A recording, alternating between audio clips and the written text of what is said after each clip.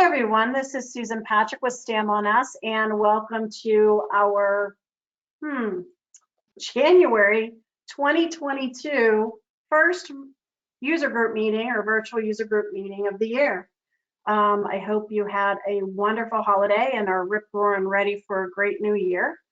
We're going to go ahead and get things kicked off as we always do with just some basic reminders on GoToWebinar instructions.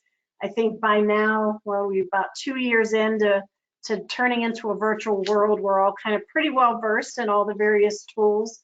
With GoToWebinar, just some key items. Our handout is available under the handouts section. So check that out there. So if you want to get a PDF of the PowerPoint, there it is. Also, if you have any questions on the topic today, please put that in the questions panel and we'll make sure that we get your questions answered either today or as a follow-up to today's meeting. And, you know, as always, we have so many people that get signed up for these. Everybody is muted. So again, we try to minimize that crazy background noise with several hundred people joining. So there are your quick items on GoToWebinar. One other item to point out, you can maximize your screen. So if it's small on your side, you can use that full screen button, and the one with the red arrow pointing to the right can kind of push that little panel to the side to give you more screen space if you need it. Again, I'm Susan Patrick, Director of Client Solutions here at STAM on Us, and today we have Matt joining us to provide the presentation. So we're going to jump right into our agenda. We're going to start off, as always, with any upcoming events, other updates. Then we're going to jump into top security. Again, please put any questions in that questions panel. And then, as always, for my benefit, if you please fill out that survey that pops up when you leave the meeting.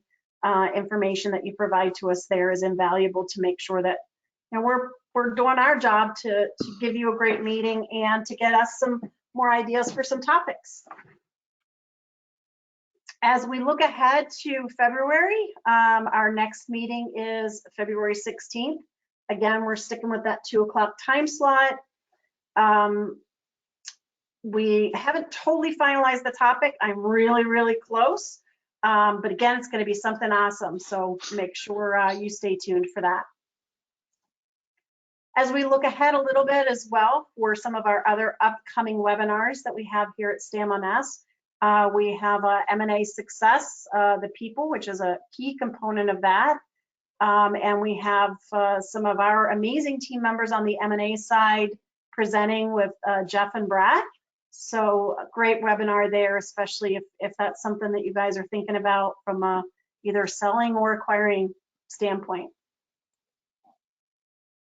And then we also have a business development webinar coming up, Making It Rain, in February on the 3rd, where Scott Butcher will again kind of shine as he always does, imparting his great knowledge on business development and marketing strategies with you all. And then last but not least, for upcoming webinars at this point, we have February 8th, another webinar on Power BI. I think we had one was November, December timeframe. So another webinar here on Power BI. One thing to keep in mind with the Power BI component, if you're in the cloud with Deltek and Power BI is something that you guys do want to use, there is an additional licensing component. So you want to check with your Deltek account manager if that's something that you want to do moving forward. And as we continue to look forward to upgrading from Vision to Vantagepoint, goodness gracious, I have an extra click there. Moving from Vision to Vantagepoint, CAP registration is open.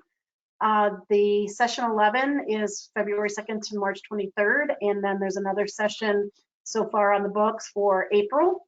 You can use the URL that you see here to register. You need to pre-register so that you can be included in all the meetings and the spaces and the content, and you can have as many people from your firm register as you want. So no restrictions there. So as we move on into our topic for today, top security that Matt's going to be presenting on, We're going to start off with a polling question. So Kaylee, if you can pop that up, there we go. So here we got, how knowledgeable are you in understanding your existing security configuration? That was a mouthful. Highly knowledgeable, slightly but not fully. Unsure, but okay with it. The I don't know what I don't know won't kill me attitude. And then I love those of you that are selecting terrified. It's wrong. So we'll give you folks a little bit more time to vote here. A little bit slow pulling on the trigger today, I see. But it does look like the majority of you are in that second bucket. So Kaylee, if you can go ahead and present the results. Most of you, 63% or so, are slightly knowledgeable, but not fully. 13% are highly knowledgeable and 17% are unsure. And then the remaining of you are down in those last two buckets, which is probably scaring Matt at this point. So we're going to go ahead and I'm going to flip things over to Matt so that he can share his screen, and I will make sure that I get myself on mute. So if my dogs start barking or anything crazy here, you're not being distracted by that. So welcome, Matt, and thank you for presenting for the group today. Okay, thank you, Susan. Can you see my screen? I absolutely can, thank you. Okay, so the first thing we're going to talk about in security, this is where we usually start, is setting up password policies for our users. Both Vision and Vantagepoint have this this setting, so you can set up different things on your passwords. So up here in the upper area here is the Vision area. So you can set the password length, so you can have a minimum length if you wish. We can require digits and special characters. We can put expiration dates in here. We can disallow the reuse of passwords if we wish, and we can also lock users out if they try too many times to log in. In Vantagepoint, there's an additional password strength criteria in here that allow us to create a strong password criteria for our end users. So we typically work with IT to make sure that we're adhering to the company policies for password setups and such, and make sure that we're adhering to their policies. And then we can come in here and set these items up. Another feature in Vantagepoint that is available is the multi-factor authentication. So you can actually require a secondary level of access to the system. Usually it typically goes through your cell phone, so you have an authentication app on your phone, and that would allow you to, or require you to, put in a code in order to access the system. So there's a second level of authority in there. So again, you have a number of criteria in here for lengths, expiration dates, things like that. If you wish to be, you can be very, very strict on here, and you can be pretty lax if you wish. We of course recommend the strong password protections to make sure your data is secure.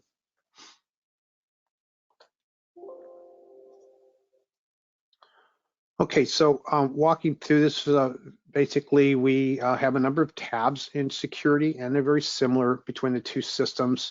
We'll look at Vision first, and then we'll go to a screenshot of the Vantagepoint. The general tab is does a couple of things. The main thing it does is grants the access to the different menu items in the system that this user would be allowed to access. So any item on the menu side that is checked, and there are plus signs here for the different sub menus that you can actually give them access to. This is the first level of security clearance. So if we check the box here, then that end user will give that, or have that menu item available to them when they log into Vision. This also defines the type of role that this role is assigned to, and there's three levels: the administrator, the accounting, and the CRM. So you would select the type of role that you would use for this particular user. You also have rights for saving reports, controlling email templates, and items like that. We do have other items, organizational access, access to the process server and the priorities to the process server. We can grant this user, this role, the ability to search across different hubs or info centers, and there's some API information in here also. Vantagepoint, again, very similar setup, a little different screen look, but again, concept is the same. We open up the menus on the left-hand side and grant access to the particular menu items. We set the type of role. One difference in Vantagepoint is the addition of the dash parts and dashboards in Vantagepoint that you can grant access to here for people to have access for saving dash parts for other roles.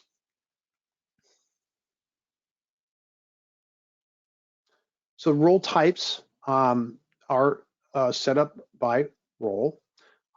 We do have an additional new role that's set up in Vantagepoint called the setup role. And the setup role is used when we first initially set up the Vantagepoint database. After that, we don't typically use it for anything. It has very limited access to the system. So after we get it set up, we go into our regular security roles. So the 3 levels of role types are important because this does give a lot of control over what the particular user under this role can do. The top level is the administrator, and the really important things for the administrator are the ability to create dashboards and save those dashboards for end users. If you don't have administrator rights, you would not be able to save these for additional users for other roles. This also grants access to the screen designer and the tab designer for both your info centers and your hubs.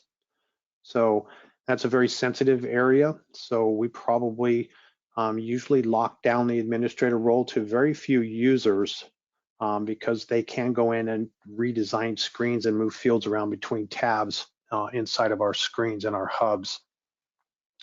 The administrator always has access to all the lookups.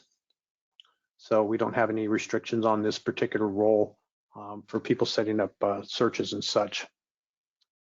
This box does not mean that this role is an administrator of the system.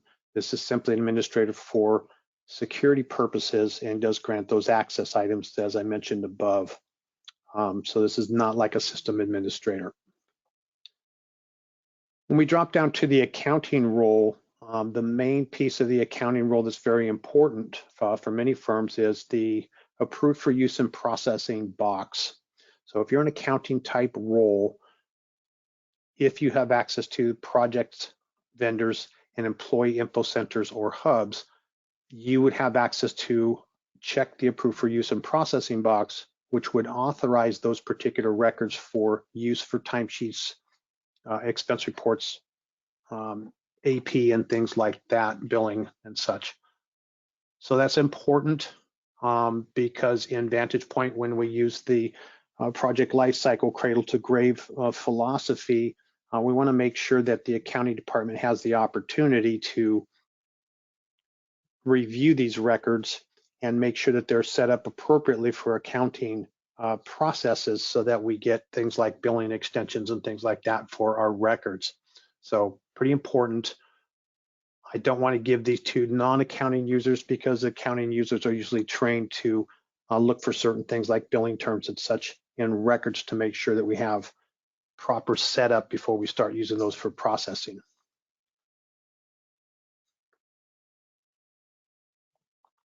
The third type role is CRM.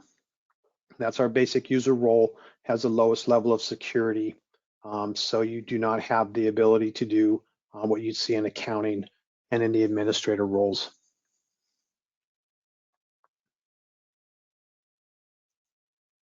Okay, now we have a poll.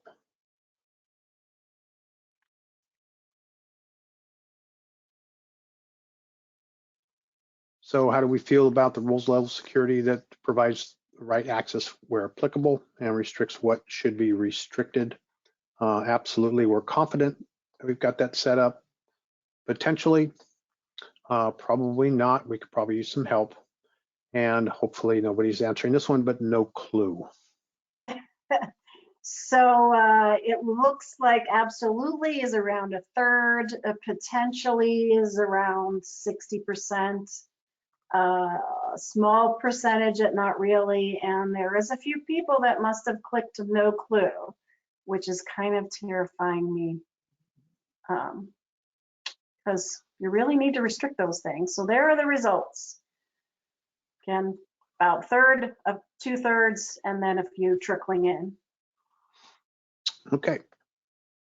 So if you're one of those in the no clue section, you need to reach out to your consultant, and we can certainly help you get some security training. It's very, very important that we have people in the right roles and in the right areas of the system, so we make sure that our system's protected.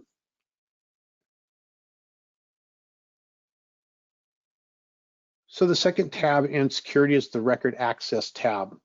And in the screenshot here that you'll see, the items that are lit up here that are in white are areas that we have granted access to from the general tab. So the general tab will open up these areas for record access, so that first of all, we have access to the menu item. Now we can come into the record access and we can determine what the person can do or the user can do in that particular hub or info center. So there's 3 levels of access that we can grant.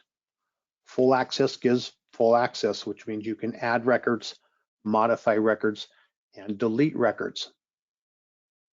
Add modify simply takes the delete function away. And the read-only access just allows people to look at records and access records, but doesn't allow them to do any interaction with them, do any modifications to them at all.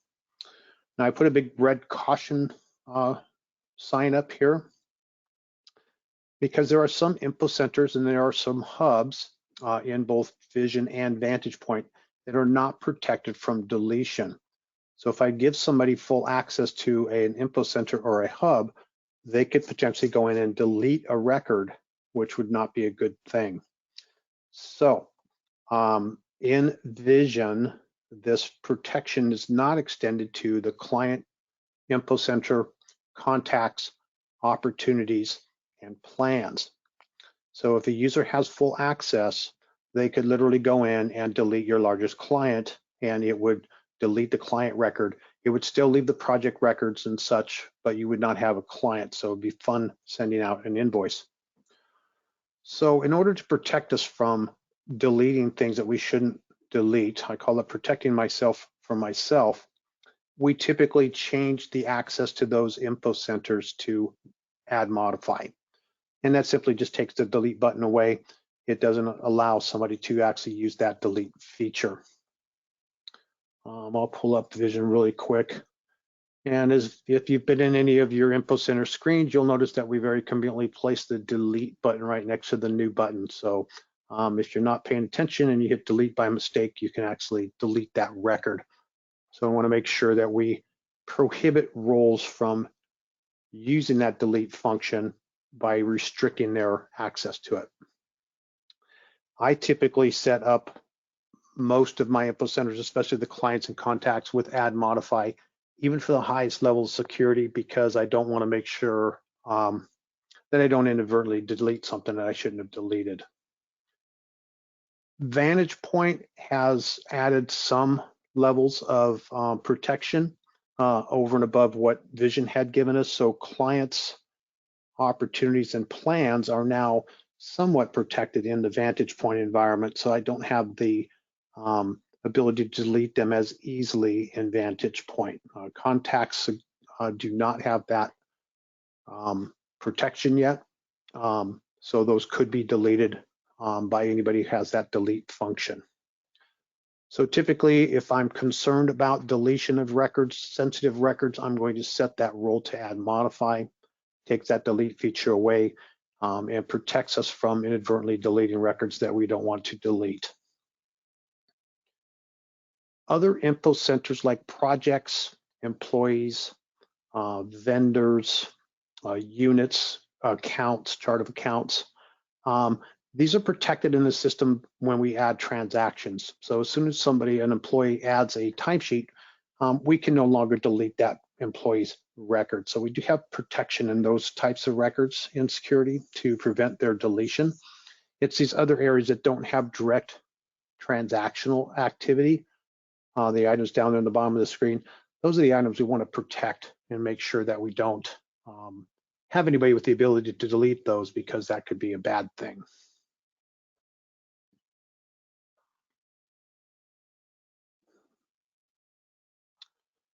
So the next piece on a record access is the record level view and the record level updates. So there's two pieces to this.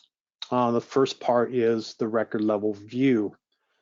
So in record level view, we're going to put in a filter that would allow this particular user to see certain records. So we might put something in there like project manager is me, or supervisor is me, or something like that. So this would restrict what records that I would be able to access when I'm in a particular hub. We use standard searching criteria in here. So when we go to record level view, let's squeeze that in a little bit. So for clients, you have a client lookup. For projects, you would have a client lookup. And you can use different search favorites that you have potentially. So if I go down to, let's say, projects, which usually has more saved searches, I can use the same saved searches that I've used in my project info center or my project hub. And I can use that to restrict the access to certain records for this particular role. One of the ones I use frequently is project manager's me, or my active projects, or something like that. So I can restrict what records I can view. The second layer is record level update.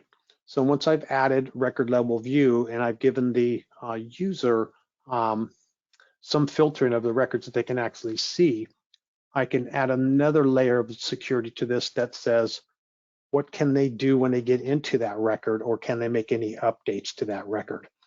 So if I want to say you get access to all of the projects, but you can only update the projects where you're the project manager, I can have a second level of security on here.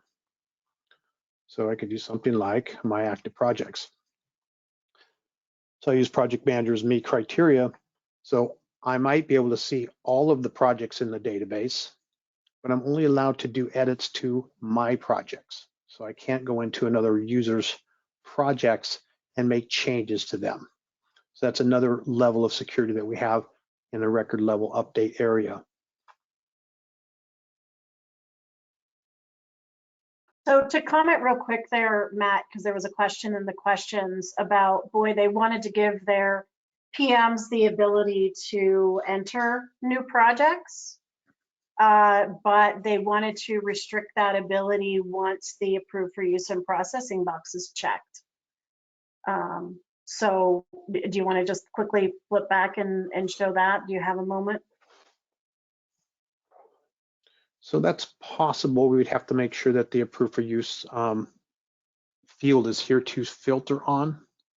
So I'd have to look in here, see, so it is there. So I could say approved use is checked or unchecked in this case. They would be able to edit the project up until the point to where that approved for use and processing box is checked, and then their access would be restricted, and then they have to have somebody else do the updates. So yes, that is possible to do. Fantastic. I just wanted them to see it live. Thank you. So again, as you see in here in this particular database that I'm in, I have some of my areas that are set to read only. I have some of them that are set to full access. And typically I go in Vision, I typically go in and do an add modify to clients and contacts, because I don't want to inadvertently and accidentally delete a record that I'm actively using. So if I just select that, then I just conveniently take that delete key away, and then I cannot delete the record. So just a nice little level of protection there for us.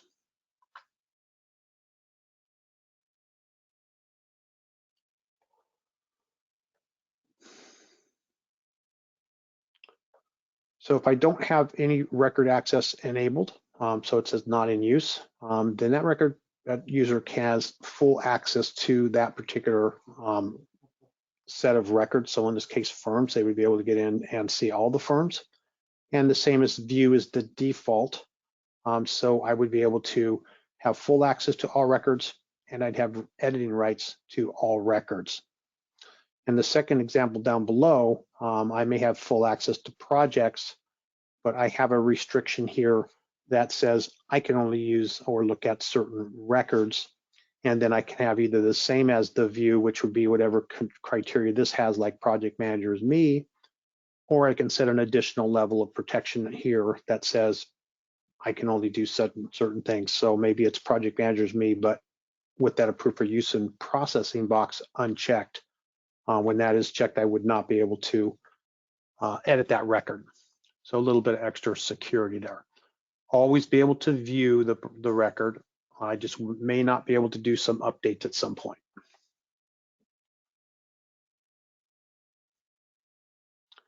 Okay, another poll. Does your organization worry about who has access to cost information?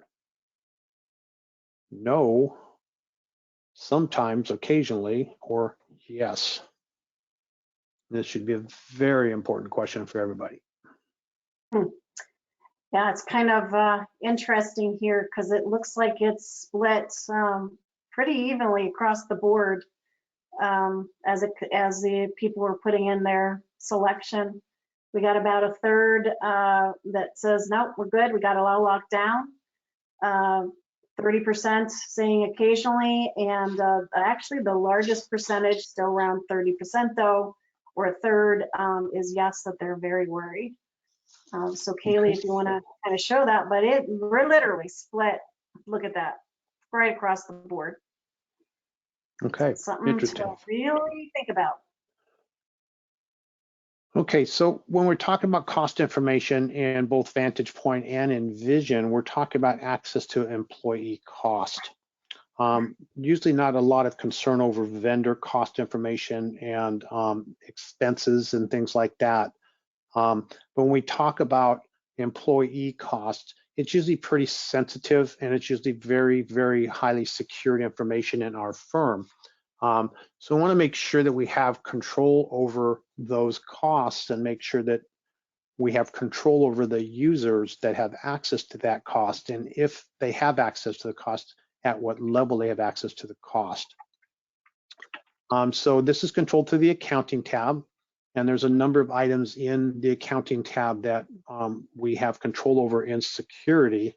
But I'm going to kind of skip to the center here because this is where we were just talking about.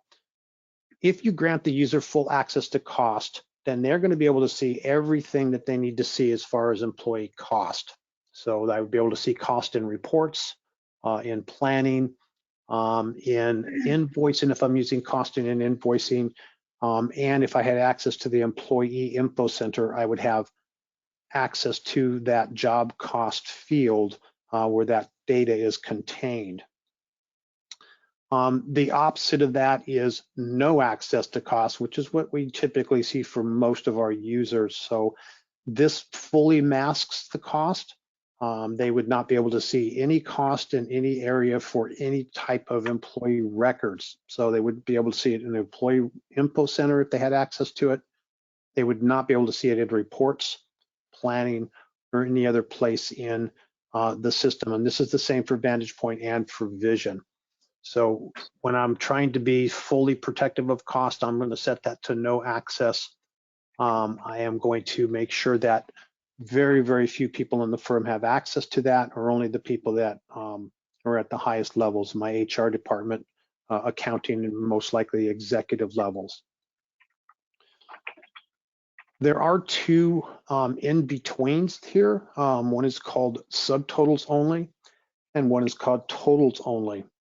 And what this was going to do is it's going to attempt to summarize the information in reporting, say for project phases and tasks, I would be able to not see the detail of the individual transactions, but I would be able to see the subtotals. So I would be able to see the overall cost without the individual line item details.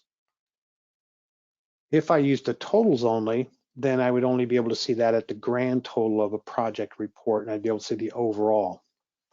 So the only caution that we have with this, and for this reason, I don't see this used a lot, because if I have one person working on that project and he charges 1 hour, it's very easy for me to detail what the cost is.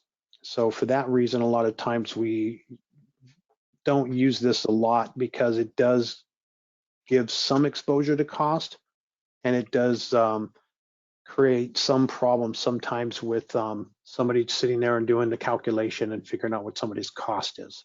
So sometimes we don't use that. When in doubt, take it to no access. If they need access to cost, then they can come and see accounting, or they can go see HR to get that information, but it would be restricted in the system, so they wouldn't be able to see it at all. And that's typically what we see in most of our user accounts, is they don't have any access to cost.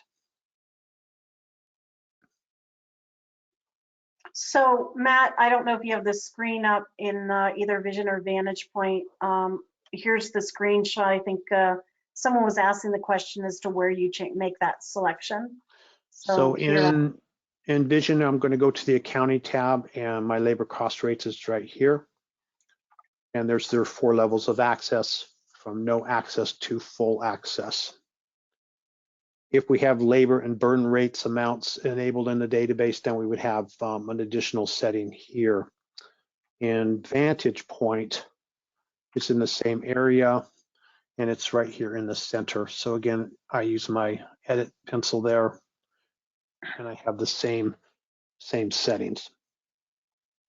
When you convert to Vantagepoint from Vision, this setting does preserve itself coming over in the conversion. So you shouldn't be too concerned about that.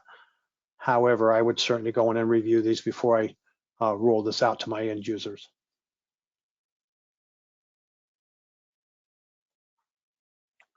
So when in doubt, no access. That will completely cut them off from access to cost and assure that you're not exposing any sensitive information.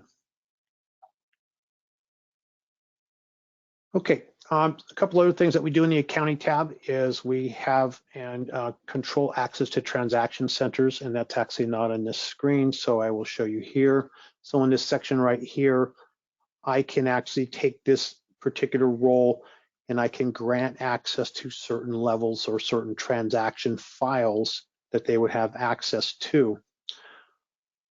Once I set this up, I can give them the rights to enter records, to report on records, and to post records. So sometimes I might have this scenario where I let the person enter stuff and add reports, but they won't be able to post those records. Somebody else would have to go in and post those. Somebody that would have access to the posting areas here. So we'd have another user with this particular box checked. So lots of transaction centers and transactional entries in both systems, Vision and Vantagepoint. So you can go and do individual areas of access and then grant the appropriate level of rights to that particular area. For my power users, my super user accounting folks, I do full access to all transaction types, and you have full rights to those. So for most of my accounting type users, I will see that. For my non-accounting users or my lower level of accounting users, I'll have this individual transaction. So for my accounts payable folks, I maybe just have AP vouchers, disbursements, and cash disbursements, but they wouldn't have cash receipts or invoices, so I would take these away. So I do have that level of granularity inside the transaction controls. I also have access to billing security here, which allows me to control what my billing people can do when they get into interactive billing. So I have the ability to control holding records, write-offs, deletes, allowing final processing, inserts, modifies, transfers, etc. We do need to make sure that at least one of our roles has the allow final processing button checked, because that allows somebody to actually accept the invoices and process them into the transaction files and post them into the system. When we do allow final processing, it does open up the ability for us to delete our invoices on file. Now, hopefully you're scratching your head on that one saying, why would I ever want to do that? And for that reason, we usually leave this box unchecked because we don't want somebody going into interactive billing and deleting an invoice that's on file, because it does have transactions that are attached to it. And if you delete the file, the invoice, you won't get those transactions back. So I usually leave this unchecked for everybody. If I ever have the need to delete an invoice out of interactive billing that's already been processed, then I can come in here and turn this on if I want and delete the invoice and then come in and uncheck it. So this is just a protection that prevents me from deleting something that I don't want to delete.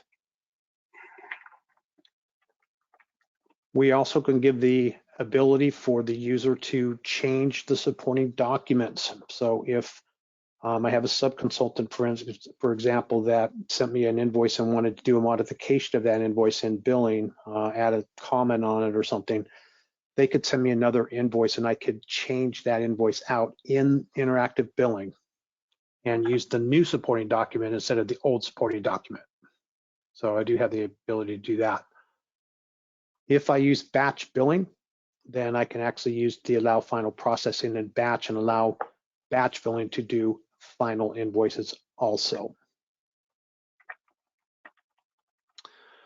A couple of other areas in the accounting area is the ability to allow processing in closed periods or in prior periods. If I allow processing in closed periods, then there is no such thing as a closed period for this particular user. So I could go into any period and I could enter a transaction into any period, regardless of its closed or open status. For that reason, as you can see in my database, I usually have that box unchecked, and I usually have that unchecked even for my CFO level staff. I don't want to process in a closed period unless there's a compelling reason to do that transaction there, in which case this gives me that pause that says, this period's closed, I probably shouldn't be processing in this, and I would have to physically go into security and check this box in order for me to get into that period, or I'd have to open the period back up. And a lot of times when we close a period, we've produced our financial statements and we don't want to open up that period again. So I usually leave this unchecked for most users. The prior period's different because this allows me to go into December and do December processing while I'm still working in January. So it gives me the ability to go into a prior period, still do transactional processing in that prior period until I close it. Once it becomes a closed period, it is no longer a prior period. So once I'm done processing for December and I close the period, then this box doesn't apply anymore because that period is closed. There's a vendor review area here. So in the vendor review screen, there's 3 or 4 fields that we would allow people to edit. Mainly it's the address information and address information, bank information, and payment dates would be able to modify if the user had this access here. If I'm using fixed assets, then I've got the ability to do AP, vouchers, and journal entries in my fixed asset system. I wanted to do that.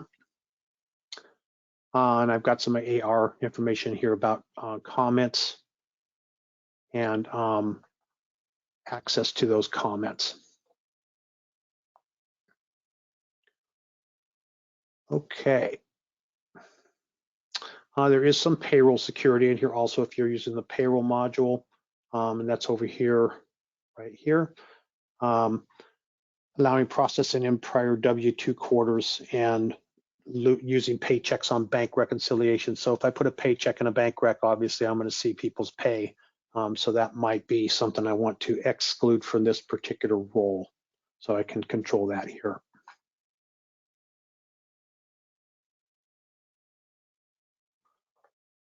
Okay, so the next part is reporting level security.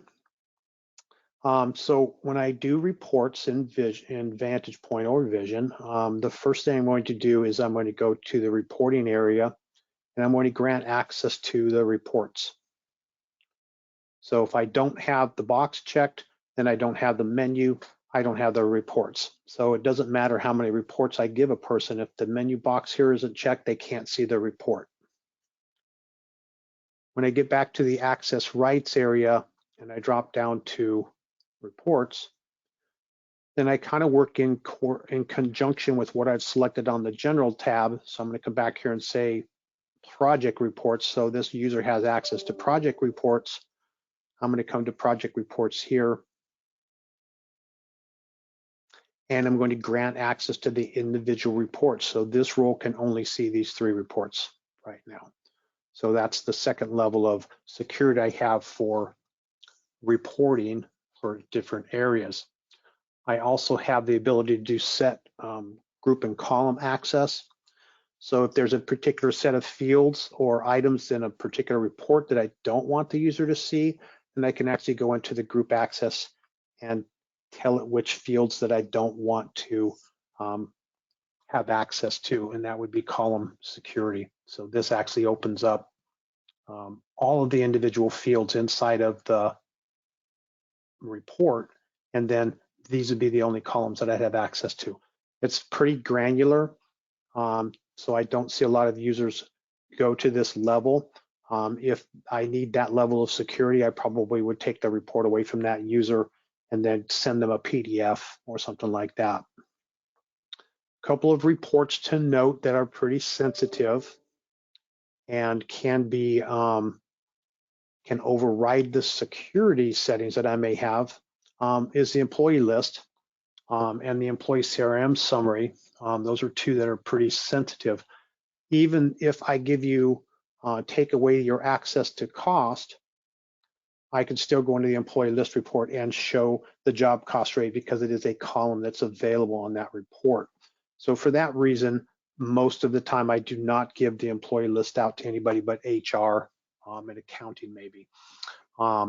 You can go into the column access in this particular report.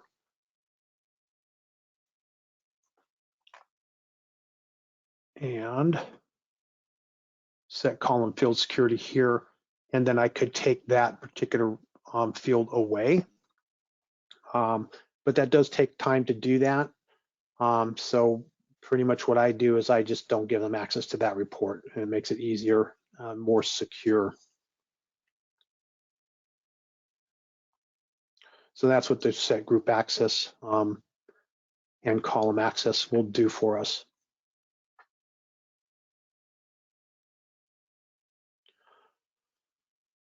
So we've kind of gone through most of these areas here. So I can go through and go into access rights. Another area of security that I wanted to touch on was under the hubs. If I gave you access to, say, projects, and I gave you access to all of the different menus under projects, under the access rights tab, so the first piece is I gave you access to projects. I went into record access to projects, and I controlled, where is it? And I controlled what you can do, what your record level access is, what your full rights, et cetera, are. And the third piece is to control the application tabs that you would be allowed to see when you're in that particular hub. So on the overview tab, if I give you access to projects, you will get access to the general tab or the overview tab. You will not have access to any of the other tabs in the hub or the info center until you come into application tabs and grant the access. So in Vantagepoint, I'm going down to the bottom to do add remove. and it's going to show me all of the areas that I've been given access to from the overview tab. And then I can go in and select per hub which items I want, which tabs I want people to have access to. So if I gave this particular user access to the Employee Info Center, I probably won't give them the Accounting tab or the Employment Details tab, because that's where the sensitive stuff is, the addresses and things, personal contact. So I can exclude those particular tabs, the entire tab, from that user. However, he can see the Firms and Contacts tab or the Files and Links tab. So I can give them bits and pieces of the hub or the info center to control what they can see from the application. This does not reach into the reports, as I mentioned before. So if I give them the employee list report and didn't give them the employment details tab, they can still see those fields in the report. So for that reason, I usually restrict that employee list report from most of my end users. Vision's pretty much the same way when I go to application tabs, a little bit different look. But again, I'm going back to my general tab. I'm going to take a look at what info centers I gave them. I'm going to go to clients. I'm going to come back here to access rights. I'm going to go to clients, and I'm going to see what tabs have been hidden and what tabs are viewable. And I'm going to do that info center by info center. If I give most of my power users would have full access to all tabs, if I granted that access, they still would not be able to see anything that's not selected over here. So even if I gave you full access to all tabs, you still can't see marketing campaigns, you still can't see accounts. So a lot of times I'll give you access to all the tabs, but I control which info centers you can see, so you can't see those particular tabs.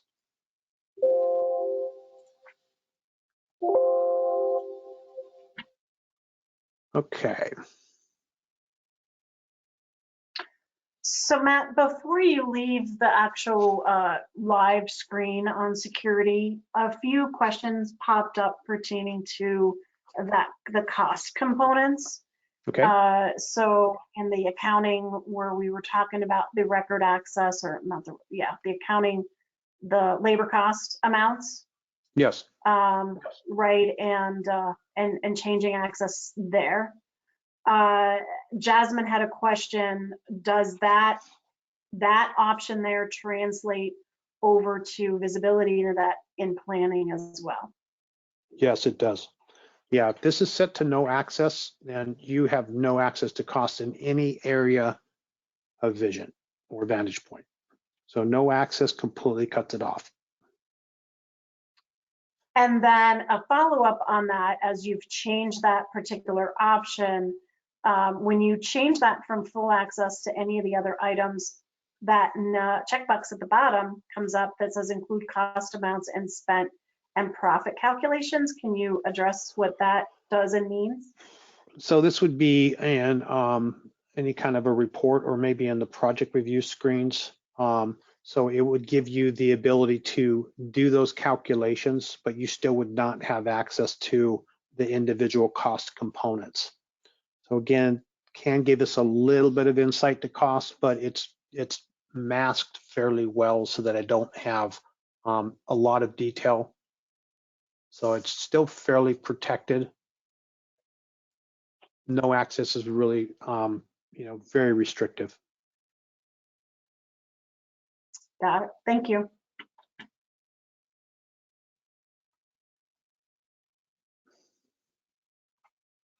Okay.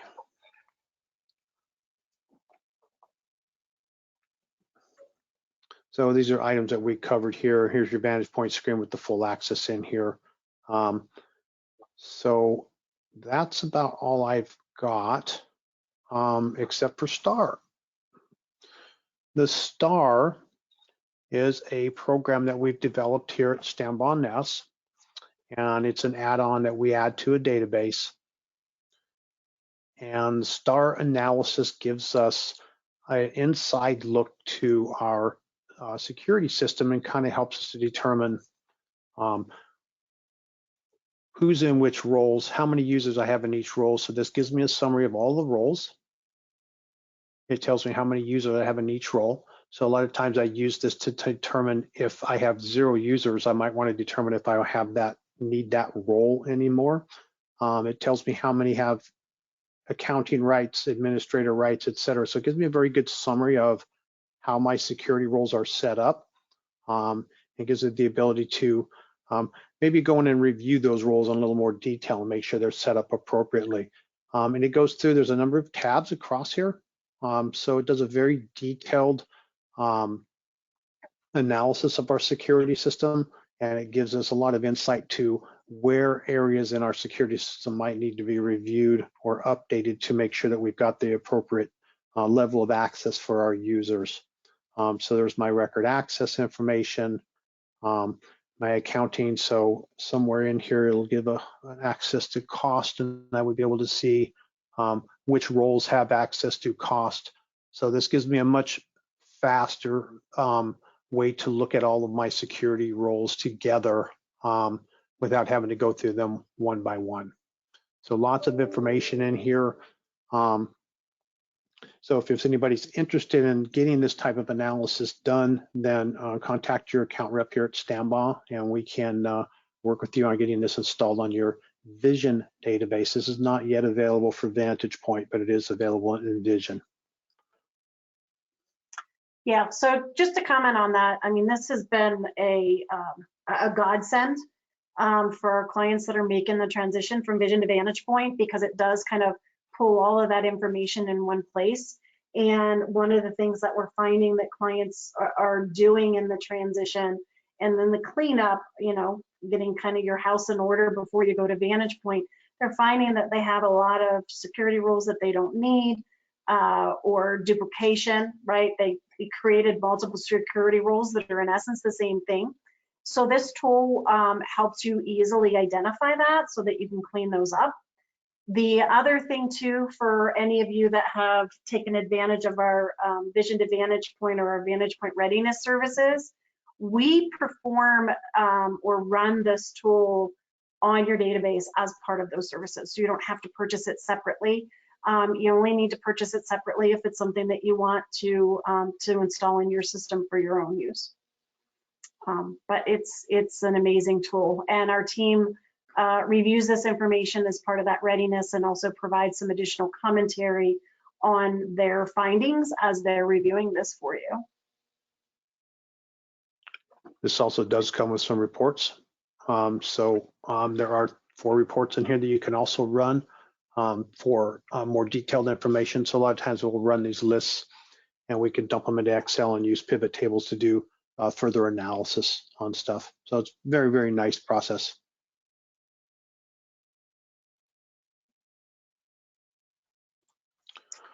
Fantastic. All right. I think we have a few more minutes left. So if we could let me just kind of scan some of these questions here quickly, Matt. Maybe if you can go back to live security. There was a question about multi-company and the difference in the security where you're selecting the organization on the overview tab versus the access rights tab. Okay, so this is not a multi-company database that I'm in right now, but I will tell you that in the first line of defense for multi-company is in the functional area, you will have a drop down that says companies. It's going to be the first item up here, and you can actually control which companies this particular user can see. So I may have a project manager that is just for company 1. I can restrict them to company 1 and they would only have access to that one company. In addition, there is an organizational record access here. We have the ability to filter by company. So again, I don't have a multi-company here, but there would be a company setting in here that would show me, allow me to filter and restrict which companies that they would have access to. And under record access, I would have the same thing under record level view, so I could actually do another level of filtering here to restrict down to those particular items. Inside of my project, specifically in projects, there's also an area that would restrict processing to certain companies. So if I just wanted a project, so a lot of times in my overhead projects, I'll set it up for a specific company and I restrict the access to just the one company that it's set up for, and other companies won't have visibility to that project for, say, a timesheet entry. So there's some security there inside the project. There's also the same level of security in the chart of accounts where I can set up a specific chart of account like a cash account, and it's only available to company one and not available to other companies. So there's several different areas in multi-company environment that allow us to control what areas are accessible and what transactional pieces are accessible. I hope that answered the question. I think so. Didn't pop up, so there was a follow-up. I'm sure they would have put it in here.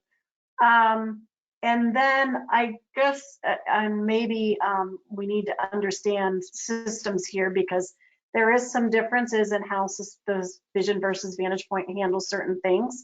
But there's a question here, Matt, about if you have a field that has been hidden by tab security.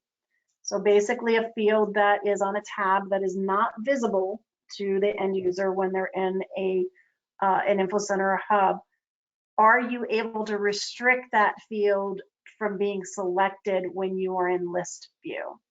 And I know the two systems act a little bit differently in some cases for this.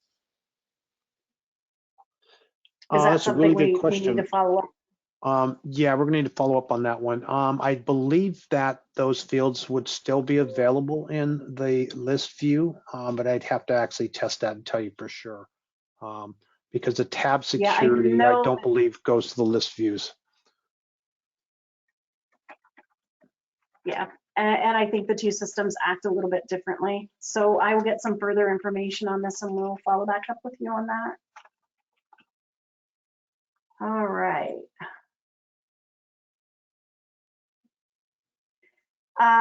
And then, let's see, I think there's one other question we might have time for before the end of our meeting here. So, and this is a little bit cryptic, so bear with me here, Matt. If we turn that there's no access to cost rates in Vision and limited it to that role to plans that they see, Michelle, you might have to put your question in here. We might need to follow up with you because I'm not sure I'm following the question. So we'll probably get back to you on that. And to reiterate, that STAR currently is only available in Vision. We do not yet have that ready for Vantagepoint. So, so for your questions, if you're looking at STAR and you want it for Vantagepoint, it's not ready yet, but STAR is available for Vision. Correct. All right, let's see. All right, so I think we're pretty much done here. I think the other few questions that are in here, we'll do personalized follow-up for you as we're coming up to the top of the hour here. So just as a reminder for those of you that are still on the meeting, please fill out that survey. I love to hear your feedback and your comments and your suggestions for future meetings.